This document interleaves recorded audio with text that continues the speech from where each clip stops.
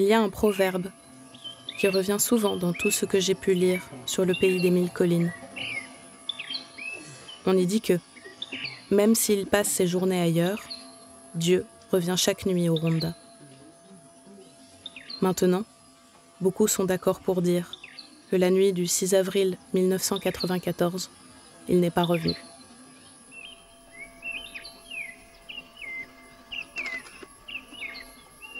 On parle de ce mois d'avril comme étant le début d'un moment qui aura ébahi le monde.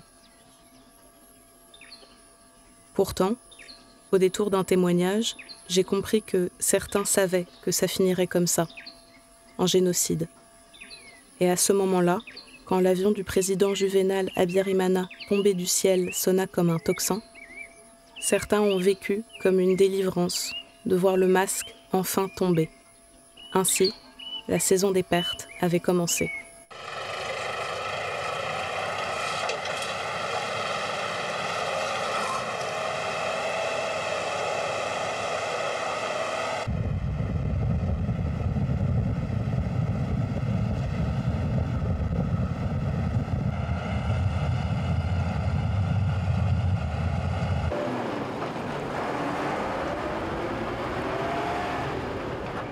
Je crois que jamais les Blancs, ni même les Noirs des pays avoisinants, ne vont croire de fond en comble ce qu'il s'est passé ici. La maison, il n'y a personne?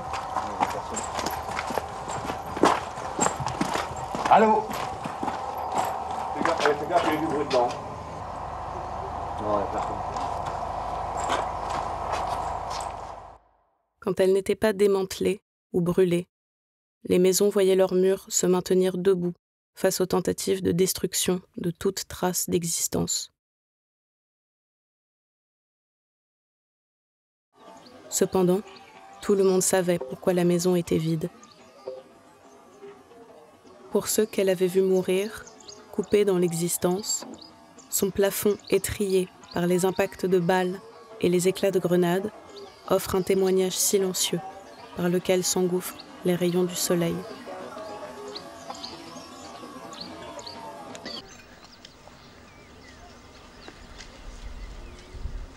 Ce fleuve, peut-être le Nyabarongo, est devenu le lit des morts. On dit qu'il y avait parfois plusieurs milliers de cadavres en train d'y flotter en même temps.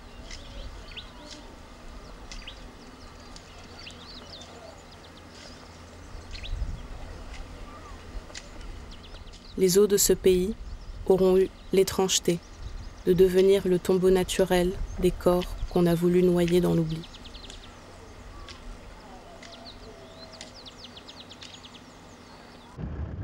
Je crois que jamais les Blancs, ni même les Noirs des pays avoisinants, ne vont croire de fond en comble ce qui s'est passé ici.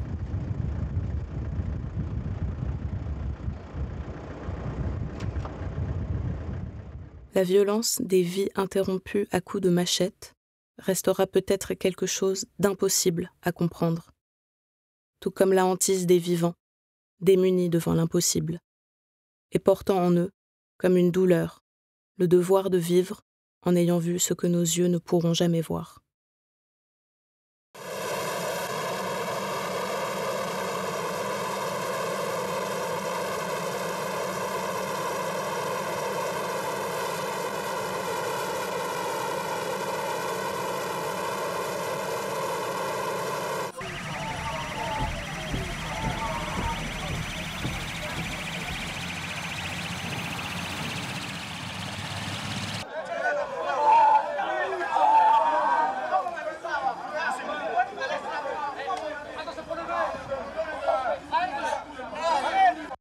Toute une bande de jeunes hein, armés avec des machettes et tout ça, pour voir si nous avions des Tutsis, enfin si on cachait des gens. Oui. Et ça, ils sont venus voir. Ils sont venus voir. Ah oui, oui, oui. Nous avions des réfugiés aussi ici, et on nous a dit de les envoyer au stade ou à l'église. Oui. Et là qu'on s'occuperait d'eux. Ça, c'est les travailleurs qui nous ont dit ça, les gens qui nous ont dit ça. Dans le stade, il y en avait 5000, et à l'église, 3000 à peu près. Oui. Qui ont été probablement tous assassinés. On a entendu beaucoup de tirs, hein, beaucoup, beaucoup.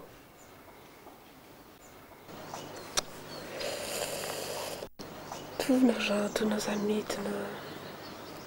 Français, travailleurs, tout ça. Mais enfin.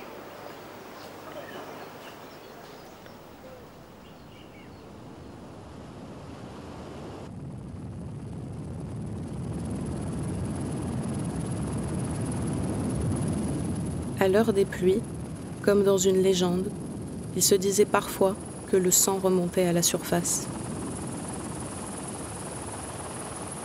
La terre n'oublie pas ce qui a été fait aux hommes qu'une fois elle maintenait debout. Elle le porte en elle, comme une mémoire organique.